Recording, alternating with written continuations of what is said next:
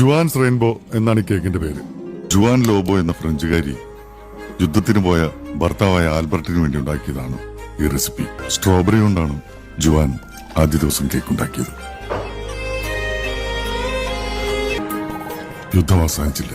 വരാമെന്ന് പറഞ്ഞ ദിവസം ആൽബർട്ട് വന്നില്ല.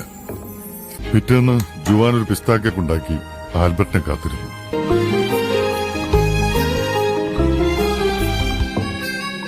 പുള്ളിക്കാരൻ വന്നോ? വന്നില്ല. അവൾ അത് സ്ട്രോബെറി കേക്കിനോട് ചേർത്ത് വെച്ചു. ജുവാൻ തന്റെ മുറ്റത്ത് ആദ്യമായി കായ്ച്ച ഓറഞ്ച് മരത്തിൽ നിന്നും പഴുത്ത ഓറഞ്ചുകൾ നോക്കി പറിച്ചെടുത്ത് കേക്കുണ്ടാക്കി കാത്തിരുന്നു. യുദ്ധം അവസാനിച്ചു. 3 ദിവസത്തെ കാത്തിരിപ്പിനൊടുവിൽ അവൾക്ക് ഏറ്റവും ഇഷ്ടപ്പെട്ട ചോക്ലേറ്റുകളുമായി ആൽബർട്ട് വന്നു. അവൾ അത് അവനു വേണ്ടി കരുതി വെച്ച കേക്കിലേക്ക് ഒരുക്കി ചേർത്തു.